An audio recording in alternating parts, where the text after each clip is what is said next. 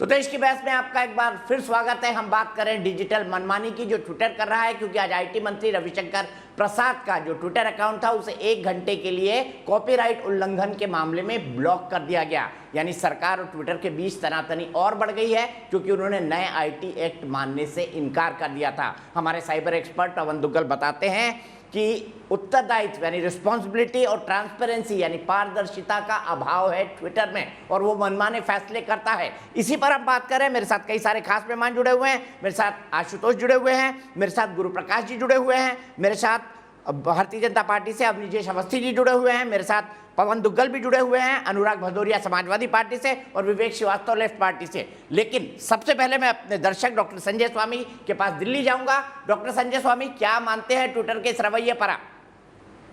जी दीपक जी, एक अच्छी बात यह है कि आप माननीयों के साथ साथ आम जनता को भी आमंत्रित करते हैं।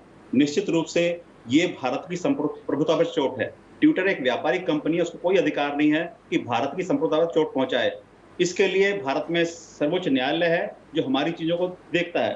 परंतु इस प्रकार से ट्विटर की मनमानी लगातार बढ़ती जा रही है। सरकार को निश्चित रूप से इस पर कार्रवाई करते हुए इसको बंद करना चाहिए, और जो स्वदेशी प्लेटफॉर्म है, जैसे कूच जैसे प्लेटफॉर्म है, उनके इस्तेमाल पर जोर देना चाहिए। इस प्रकार की बहस में हर एक राजनीतिक दल के अपने अपने एजेंडे होते हैं, उनको अपनी बात कहनी पड़ती है, परंतु देश की जनता ऐसे सभी को जवाब देना जानती है। देश के लोग निश्चित रूप से ऐसे ट्विटर जैसे चैनलों का बहिष्कार करेंगे और धीरे धीरे ट्विटर को अपना बोरिया बिस्तर यहां से समेटना पड़ेगा। जिस प्रकार से ईस्ट इंडिया कंपनी यहां से उखड़ गई थी, इस प्रकार से ट्विटर को उखाड़ने में बहुत दिन नहीं लगेंगे। तो भारत के लोग बहुत जागरूक हैं, समझदार हैं। संविधान की धारा 19A के अंतर्गत हमको संप्रभुता का अधिकार है, अपनी बात कहने का अधिकार है। ट्विटर का उसमें कहीं कोई लेना देना नहीं है। वो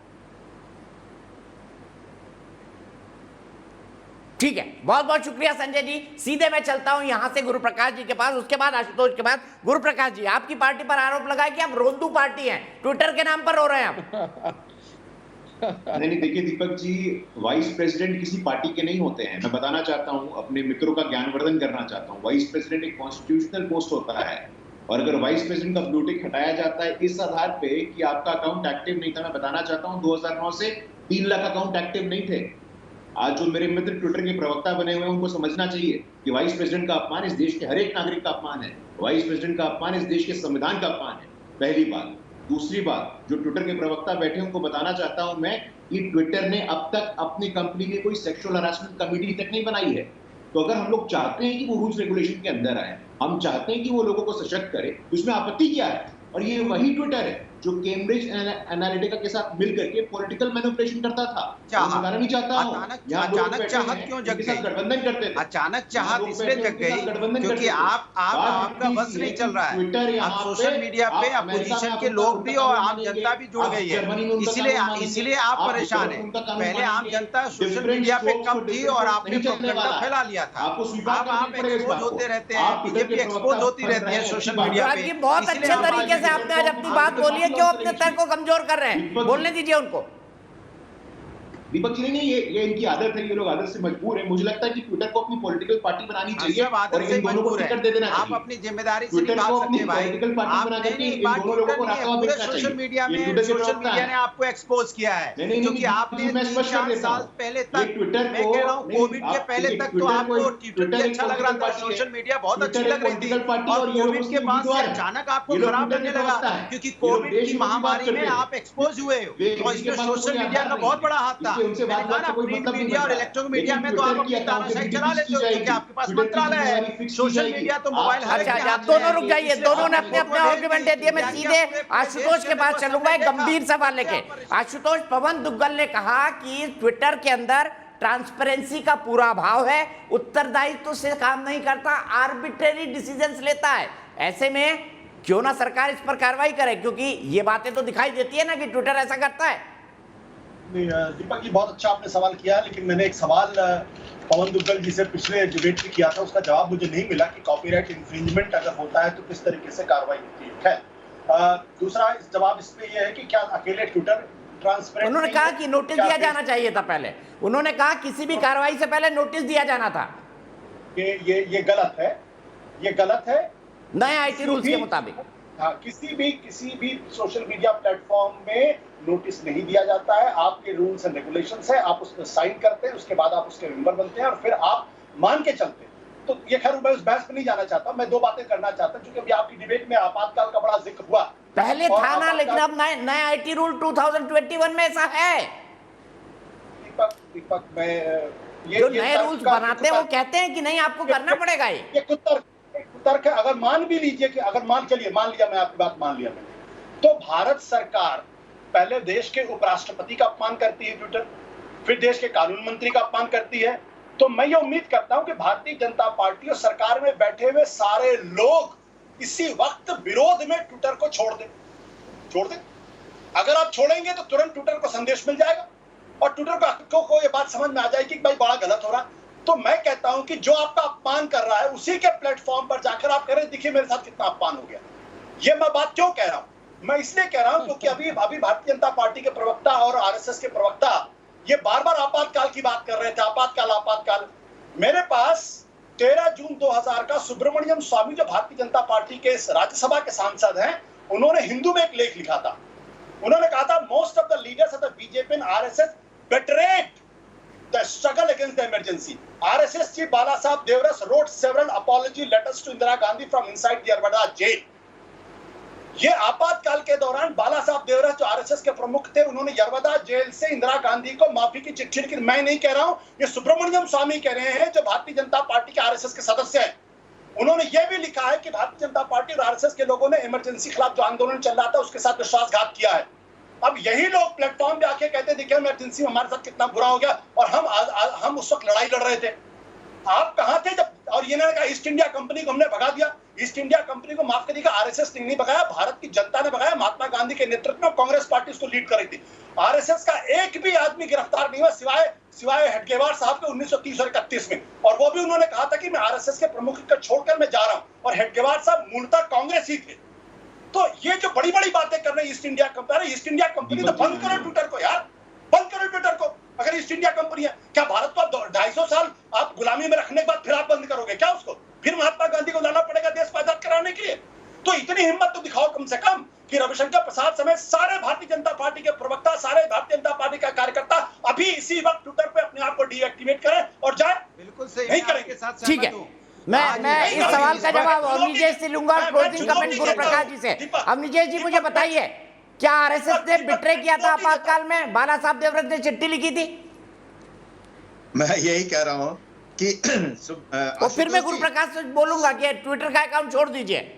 देखिए सुनते हैं क्या बोलते हैं। हाँ, वैसे छोड़ देना चाहिए जिस देश ये मेरे पास सुब्रमण्यम स्वामी का। हाँ, सुब्रमण्यम स्वामी के समस्त सारी बातों को मानने के लिए तैयार हूं। उन्होंने एसएफआई के बारे में, कम्युनिज्म के बारे में, कम्युनिस्ट पार्टियों के बारे में, अबुल कलाम को ने सोनिया गांधी को शपथ क्यों नहीं दिलाई, उस लेटर के बारे में आइए ना, सब लेके आइए, बहस करेंगे। आप मानिए सारी सुब्रमण्यम स्वामी की बातों को, कहा था उन्होंने, आप मानिए ना। क्यों सिलेक्टिव? यही तो है आप टुकड़े टुकड़े गैंग, कि मैं बोलूं तो अभिव्यक्ति, मेरे बोलने पे कोई कहे तो अभिव्यक्ति की आजादी छिन गई तो मैं नहीं बोलने दूंगा क्योंकि तुम गलत बोलते हो। ये जो टुकड़े टुकड़े गैंग है ना एसएफआई वाला, एसएफआई के बारे में अगर स्वामी जी के मैं वचन आपके सामने बोल दूं तो शायद पता नहीं आप किस स्तर तक उतर आएंगे। एक बात। दूसरी बात, ये बिल्कुल जेल के दस्तावेजों से तय है। लाखों स्वयंसेवक, मैं 10वीं क्लास में पढ़ता था उस समय, 10th स्टैंडर्ड में। मेरा क्लास फेलो बाकायदा सत्याग्रह करके जेल गया था, मेरे साथ बैठता था। उसके बाद 19 महीने जेल में रहा वो, 19 महीने जेल में रहा वो मिसा। हाँ, कोई कहीं नहीं रहा। आपके आरएसएस के आप इसको एक मिनट, विवेक श्रीवास्तव भी गए थे जेल में। वैसे विवेक श्रीवास्तव जी, मैंने अभी आपके ट्विटर का अकाउंट देखा, आपने वेरीफाइड नहीं करवाया है। ब्लू टिक मांग लीजिए, आज की डिबेट के बाद मिल जाएगा आपको। या तो ये करें माफी मांगी थी, या फिर दिल्ली यूनिवर्सिटी के 300 लेक्चरर्स जो पकड़े गए थे इमरजेंसी। जेल में। सवाल ये क्या बाला साहब ठाकरे, क्या बाला साहब देवराज ने इंदिरा गांधी को माफी की ठीक है, मैं एक मिनट के लिए रुकूंगा, मुझे क्लोजिंग कमेंट पे जाना पड़ेगा, अफसोस मेरे पास वक्त कम है। मेरे एक दर्शक जुड़ गए हैं राणा मुनि प्रताप हाथरस से। राणा जी क्या कहेंगे, ट्विटर क्या मनमानी कर रहा है, बताइए। जी नमस्कार दीपक जी। देखिए तानाशाही चाहे ट्विटर कर ले, नमस्कार। चाहे आपातकाल के समय में जिसने भी तानाशाही की थी खामियाजा उसको भुगतना पड़ा था, और आने वाले समय में भी चाहे ट्विटर तानाशाही कर ले या कोई भी कर ले उसको इस बात का खामियाजा भुगतना पड़ेगा। चाहे कोई भी सोशल मीडिया हो, तो फेसबुक हो, इंस्टाग्राम हो, कोई भी हो। मेरा तो ये मानना है कि सभी को बैन कर दो। इंडिया के पास बहुत तकनीक है, आप मदद तो कीजिए, तकनीकी सुविधाएं तो बढ़ाइए। मैं तो कहता हूँ यहाँ के सोशल मीडिया बनने चाहिए, इंडिया के होने चाहिए। ये जो ट्विटर है, फेसबुक है, इंस्टाग्राम, ये सब इंडिया में होने चाहिए। तानाशाही जो भी करेगा उसको इसका खामियाजा भुगतना पड़ेगा। अभी ठीक है, ट्विटर मैं कर रहा सीधे है गुरु प्रकाश के पास चलता हूं और कंक्लूडिंग कमेंट उन्हीं से लूंगा, क्योंकि आशुतोष ने बड़ा तगड़ा हमला उन पर बोला। उन्होंने चुनौती दी आपको। गुरु प्रकाश जी, कम से कम आशुतोष की चुनौती को स्वीकार करते हुए आप ही अपना ट्विटर का अकाउंट आज विड्रॉ कर लीजिए। आज बीजेपी वाले सभी विड्रॉ कर लेंगे। रात होते होते बीजेपी के सभी नेता विरोध में, ट्विटर के विरोध में। अरे यार, ये दीपक जी इनसे या तो आग्रह करिए। विवेक भैया, मैं आपसे पहले अनुराग भदौरिया वेरीफाइड अकाउंट। मैं तो नहीं मानती। भारतीय जनता पार्टी को दिक्कत है, भारतीय जनता पार्टी विरोध में, पूरी भारतीय जनता पार्टी आज। अच्छा, कहने दीजिए अनुराग जी, प्लीज कहने दीजिए, कंक्लूडिंग बात कहने दीजिए।